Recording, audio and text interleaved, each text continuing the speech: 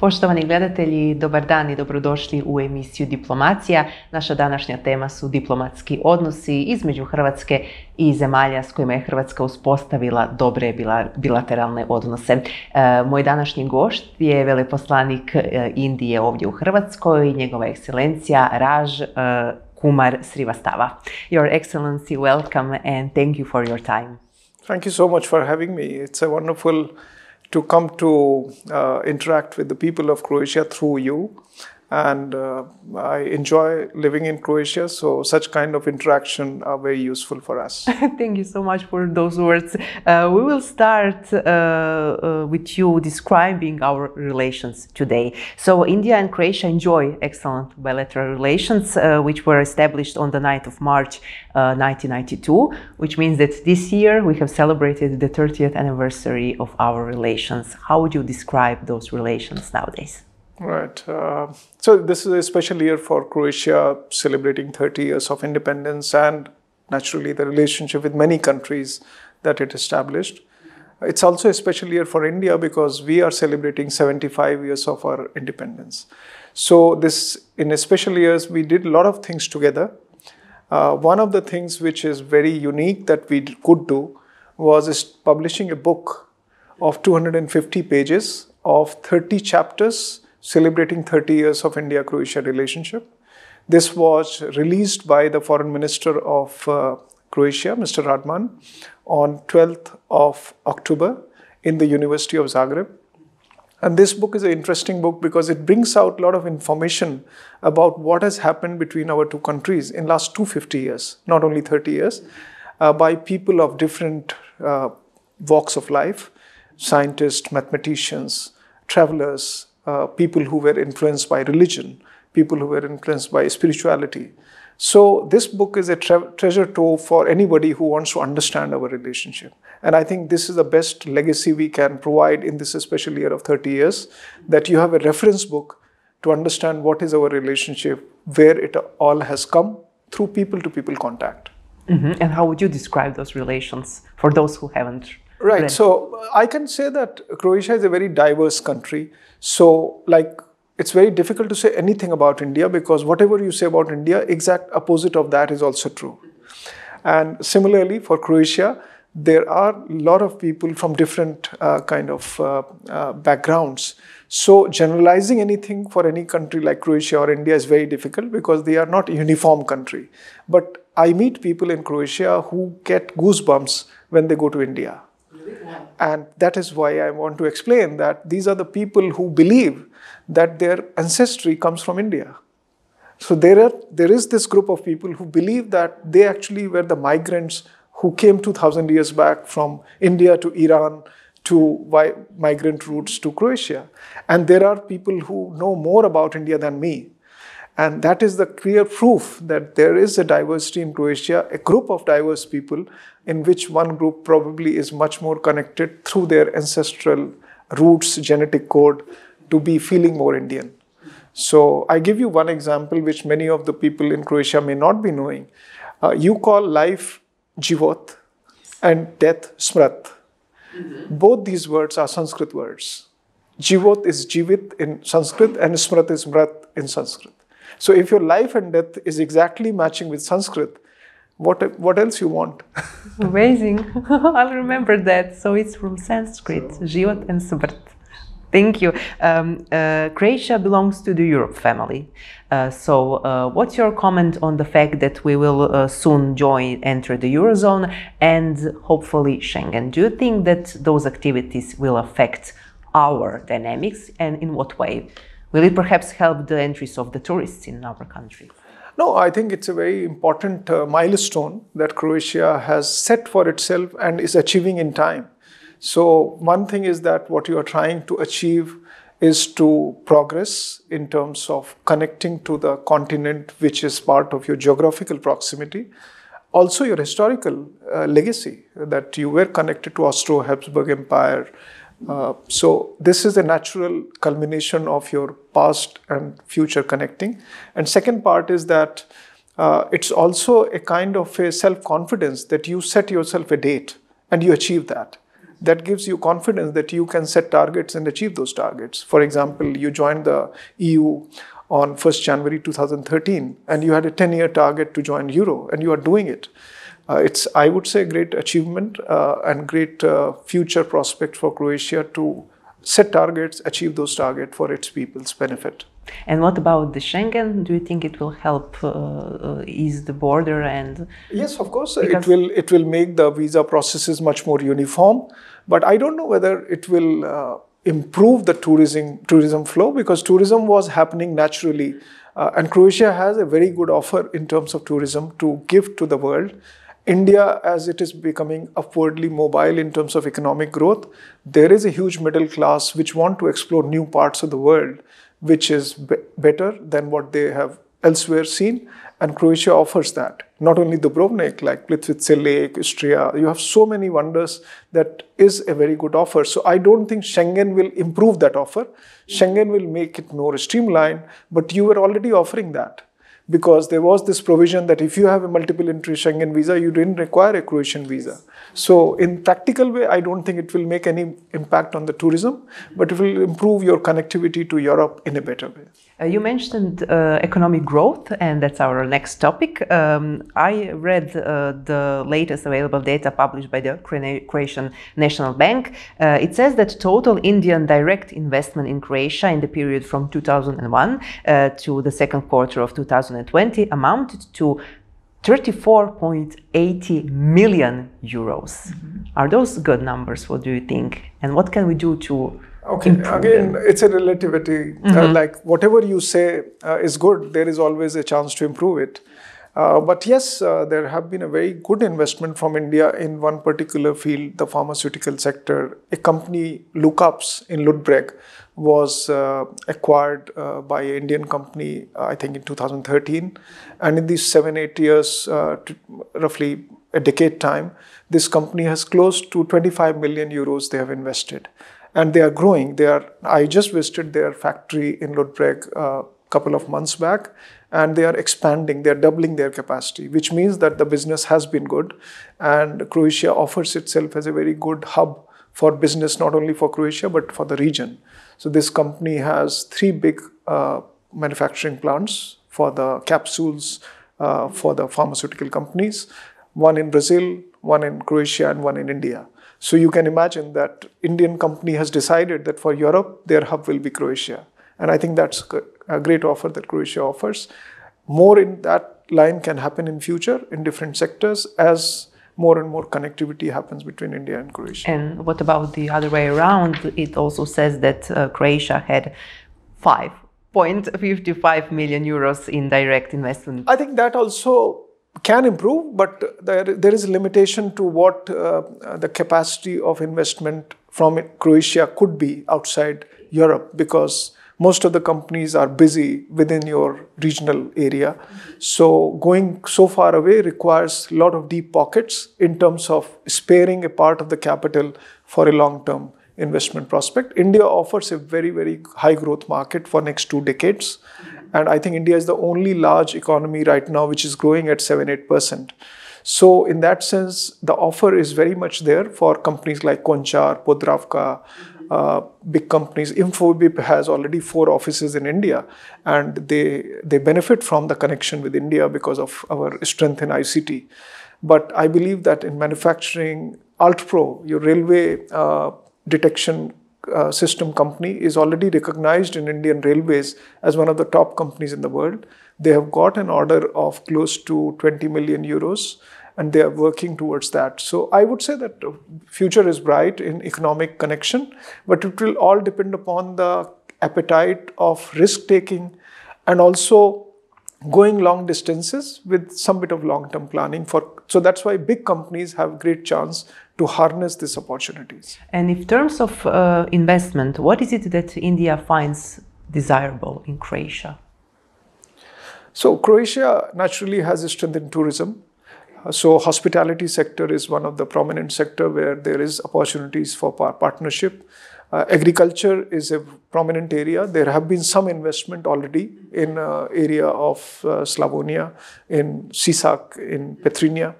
There is a chance of partnership in technology sector. So your startups today, we have been able to establish India-Croatia Startup Bridge in December 2021, and it's now 1 year old. In this 1 year time, we have launched a very good challenge in which 300 plus startups of India and Croatia participated, and the next challenge will be done next year. So startup community, the innovation community will be better connected in future, and that will create opportunities for exponential growth. And what are other fields that we can perhaps collaborate on in the future? So perhaps automotive, construction, shipbuilding? I would say just look at what is the priority of Croatian government and what is the priority of Indian government. I think there are 3 sectors which have become very, very prominently highlighted during the pandemic time. One is green transition, that you need to look after the environment, not only for your own generation, for future generation. So environmental friendly technologies, companies like you have this Technics. Now, those kind of companies have great future in connecting with growing markets like India, where the environmentally sustainable development is priority. So green transition is one pillar. Digital transformation is a need of the hour. India was very well prepared for the pandemic because we were already doing a lot of good work in digital transformation in our education sector, in our health sector. And that's why when the pandemic hit, it was not difficult for us to immediately transform ourselves in terms of work from home, educating children from distance. Telemedicine solution were already very popular in India. So I would say that this pandemic has accentuated the need of doing exponentially faster progress in digital transformation. So these 2, and the third one is of course societal integration. So we need to look at those kind of aspects where social sector, what we can do together in education, in healthcare. Of course, India is a really powerful country and there is a lot we can learn from you. So to conclude this economic, political part of our conversation, what do you think that we in Croatia in general can improve to become a more powerful and rich country? I know it's not a... No, I think the best thing you can do, and I think you are already doing, is do the things which you like doing. In the sense that enjoy the moment, focus on your strengths. So your strength is tourism. For example, when this pandemic happened, there was a lot of hue and cry that Croatia is too much dependent on hospitality sector, and now that sector is going to be having problems, Croatia will have difficulty. Natural response to that is diversify into other sectors. But I believe that should be done, but what you should do is improvise your strength by doing better things in the same sector. And I think that's what you need to do, that tourism should not be focused on July, August. It should be all through the year. It should not be focused on only Adriatic Sea. It should be also thematic tourism. For example, I give you 3 specific ideas, which has happened. Write it down. Right? So the first was that as Indian companies are growing, one of the company decided to reward their employees, 200 of them, to come to Croatia for 1 week and do a retreat.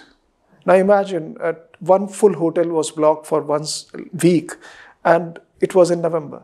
So it is off season, 7 days, Indian company hired a hotel for retreat reward to their employees. This is a unique kind of tourism that is going to happen more and more from a country like India, which is progressing fast. Second is wedding tourism. Like people in India do the long wedding season and they require good facilities for that. And they do not want to come in a very peak season because there's a lot of crowd. So that's another kind of tourism. Third is a startup tourism. You have digital nomad policy. Now that policy need to be promoted more so that Indian startups can decide, okay, it's a good place to stay here, but not only work for Croatia, but for France, for Germany. So I would say that you need to find innovative solution to the same strength that you already have, but improvise further. So stay in the same field. Right. Do the same thing which you like doing, but do it in a better way in the changed circumstances. Thank you, and thank you for those excellent 3 concrete ideas. Okay, so you are a civil engineer by profession, and you have pursued further studies in structural engineering and earthquake sciences.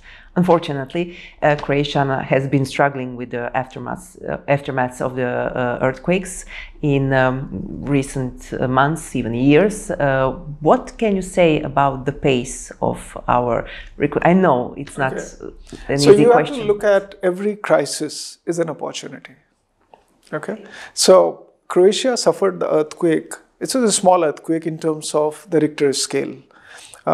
Like in Japan, when 11th March 2011, the famous or infamous earthquake happened, which resulted into tsunami and the nuclear catastrophe. That was 9 in Richter scale. The one that happened in Croatia 2 times, one on 21st March 2020 and then on 29th December 2020, both of them were below 6. But the problem was that structures were not prepared to take that much of shaking. Now, this is an opportunity that you can rebuild, build back better.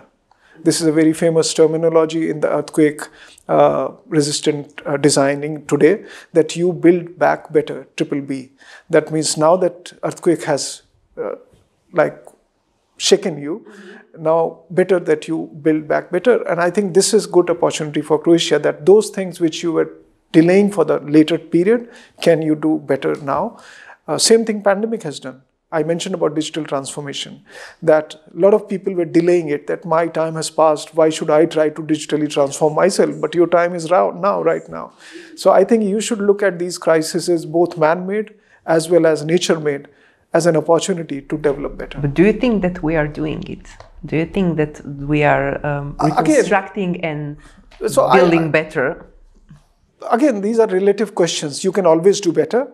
But what is important is that you try to understand that these opportunities, if not harnessed right now, will create bigger problems. So in a democracy, it's important that people's voice are heard, and those people are also responsible. For example, tomorrow you have this very important fair that will be in Zagreb Fairground called Food and Healthy Lifestyle Fair. Now, people came to me, organizers, that can India become the partner country? And I immediately accepted that offer. I said, because this is exactly what we are doing in India. Today, we have a mission called LIFE, which means lifestyle for environment. But lifestyle for environment is not about government taking care of people. It's about people taking care of themselves. You should not only be asking for your rights, but you should also be responsible for responsibly living a lifestyle which is good for environment. So this is also important for government to make people aware about their responsibilities while government takes care of their own responsibility. So we have a lot of job to do in terms of awareness creation, in terms of creating that awareness that small things can make big differences. So telling our children some things will be very useful, because they will influence their parents better than the politicians. So that's why take it to education level, where children understand that going to a school by bicycle is better than by car. Yes. And then they will ensure that if they can do it, they will go by bicycle. Yes, that's right. You mentioned education, and culture is our next topic. So cultural exchange is also very important in collaboration and cooperation between two countries. I read that links were found between Dubrovnik and Goa, and that the Church of Sao Braz was allegedly built by Croats around 1563. What do you think about our cultural relations? And that's very interesting and very important that we celebrate our past. And that's why this book that I mentioned at the start of the interview, which was published, was a very good reference book now for everybody to have. This one, what you're talking about, 1563, is 450 years back. And it's an interesting story that was done in a documentary form last year, November, in Goa by HRT. And that documentary was released on Swati Vlaho Festival this year.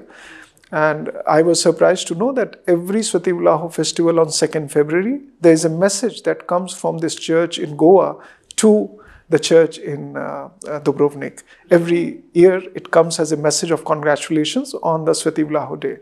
Now, basically what I mean to say that when you have this kind of past connection which is sustained by the people living right now, you need to look at what we can build for future right now. And in that context, we have done something very interesting. We have now we have signed an agreement between University of Dubrovnik and National Institute of Oceanography, Goa, on maritime sciences. So they will do joint research, they will do exchange of scholars in the area of maritime ecology, undersea robotics for cleaning the seabed. So, there is a history of 1563, but there is a future being built by the two universities of the two towns. So we should always use these historical facts to build the future. To build the present and the future, that's right. And in the present, we have the Department of Indology here at the university in Zagreb, Croatia. And we love Indian culture. We have a great interest in yoga and Ayurveda. Did you say it? Yes. And what do you know about Croatian culture? Do you know something? Yes, absolutely. In fact, I said, this year in February, we had the best choreographer from India, from Bollywood industry, who came and performed in Croatia in 4 different locations. And this next year again, we have a very, very good dance group coming from India in month of February. They will perform in Rijeka Carnival. They will go to Dubrovnik. They will come to Zagreb. But on the reverse, I want to take Lado group to India. Wow. I want to take Klapa. So there is already an approval from our Council of Cultural Relationship to host them once the Ministry of Culture decides that which particular group would be going to India and which period. So I expect this to happen next year. So culture of folkloric culture like Zonchari, they should go to India in a folkloric festival. Last year we almost arranged everything, but then the Omicron version of the COVID came on the way. So at some point of time, these groups should go to India, and we are already prepared to receive them. Amazing. You have been the ambassador of India to Croatia for more than 2 years now. What can you tell us about food, music, climate? How is the climate in Croatia? It's fantastic. You have for a small country to have so much of diversity is amazing. I coined this term in one of my interview in Dubrovnik, that your country is roadable. That everything is connected by road. So sometimes when you look at the railways and you say railways are not developed, because your roads are enough to connect every part so far of Croatia. So you come to Zagreb and you can go in any direction and you don't have to spend a long time in the highways except Dubrovnik. And in that sense, I think it's a very well connected country. It's a country which offers diversity. I was talking about that every town has a story to tell. And this story is not about region, it's about that town. What happened in, say, 9th century or 11th century. So story is also about how that story has affected the people's life. And that's why when you go to Split or when you go to Zadar or when you go to Šibenik, there is a totally different offer that you get in terms of what you learn about culture, what you learn about history. So it's not something that, like when I tell my friends from India and they say that how much time I should devote to come and visit Croatia, I said 2 weeks would not be sufficient if you really want to deeply understand. So spending like 2 days in Split and 2 days in Dubrovnik will only kind of touching the surface. But if you spend 15 days, then you can really enjoy the deep dive into the culture of Croatia. And how much time would I need to have to get to know India? Right. So I would say that a few months. People ask me this question, what is a good time to visit India? I said, you don't have to think about good time. You decide the time. I will tell you the place. For every time, there is a good place, because India is too big. It's a continent, and I have not seen whole of India. There is always to explore so much about India. And also, it's not only about, like for example, it's a lake area. It's not that you visit one time and it's done. You need to go in autumn, you need to go in spring, you need to go in winters, you need to go in summer. Every season offers a different landscape, different experience. And I would say life is all about experiencing it. So more you develop tourism, which is experiential tourism, more better offer it will be and sustainable it will be for people. And what about people? What are the differences and similarities between the Indians and Croats? Again, I said earlier in the interview that generally speaking, Croatia is a diverse country, so you cannot generalize that whole of Croatia is like this. But yes, people are very much open, so they are ready to talk frankly about issues. They are ready to talk in English. They do not prefer to speak in Croatian if they know that other side doesn't know Croatian. And this is good part, because that's a very good sign of openness. You don't expect people to learn your culture. You are ready to learn culture of others. And this is good reason why you have such a good tourism offer, such a good tourism revenue coming, because people love to come to your country. Are we different? The Indians and Croats, what do you think? There are a lot of differences. For example, with that openness comes a bit of, I would say that a culture which is not so open would perceive it maybe probably rude. But that I would say it's a myopic view of those people who are not understanding the culture in a detailed way. Because you need to understand, when you are traveling, when you are expanding your horizons, you need to give the leeway for the culture's sensitivities, how it has developed. You have to understand where you are coming from, right? If you understand that root cause, then you will be able to respond better. And ultimately, we in India believe that whole world is one family. So we are part, like in Ayurveda, you mentioned about Ayurveda. The whole essence of Ayurveda is that each individual on this planet is different. So you cannot have one medicine for everybody. What you require is to analyze what we are carrying and what imbalances we have created in our systems because of our habits, and how we can address those imbalances. So that's why it's a very personalized way of treating the problems of an individual without generalizing that this group of people should be given this pill. That's not the correct way, because we are all different based on our long history of this birth and of past, because it's not only about this birth, it's about the genetic code that we are carrying from so many generations. So that's why it is important to give respect to the individuality of each of us. I've learned so much in today's show, really. We are near the end of the show, and at the end we will talk a bit about sport. Yeah, okay. Do you watch the ongoing World Cup? Do you perhaps cheer for Croatia? Absolutely. Sports, you're talking about World Cup, but let me tell you, sports is a very integral part of Croatian culture. So naturally, sports figure in very much in Croatia's relationship with many countries, including with India. Indian football team, as you know, is being coached right now by Igor, very dear friend Igor Istimats, who is doing wonderfully well, because he is not only training a group of people who are currently in the national squad, but he is also training and explaining about how Croatian football evolved to Indian authorities. And I think that's very important, because we do not want to grow this team. We want to develop a culture of football so that we can play in the Football World Cup some point of time. So football is one aspect. Chess. Viswanathan Yes, I read you like chess. I play chess. In fact, today evening I have a game with your Aloise Jankovic. Yes, so I'm going to the Sky Tower today evening. He organizes once a month this kind of chess games. Viswanathan Anand came to Croatia, our world champion of 10 years, last year, and he's likely to come next year again. In table tennis, there are 2 players from India who are playing for Varazdin clubs in Croatia. I would say in shooting, your Pita Gorsa, the famous Olympian rifle shooter, he is coaching in Indian university. So there is huge linkages in terms of sports between India and Croatia, and this can only grow. I remember when we were young, we used to watch your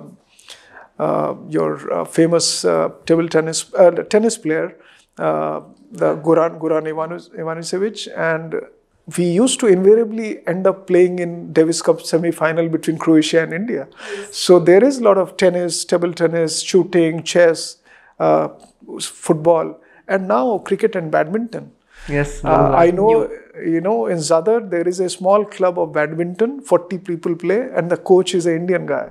Oh my God, so many Right? intertwined. So sports is an integral part of Croatian culture, and that's why it is becoming a very important pillar of our relationship, bilateral relationship. So you will be watching the game tomorrow. And as far as FIFA World Cup is concerned, I have put my bet on Croatia. I hope that at least Croatia should repeat what it did in the last FIFA. Thank you. I hope so too. Thank you so much for your time and all that we heard, and we wish you all the best in your future work. Thank you so much. Pleasure. Poštovani gledatelji, došli smo do kraja još jedne emisije Diplomacija. Ostanite uz program televizije Jadran i do sljedećeg petka. Lijep pozdrav!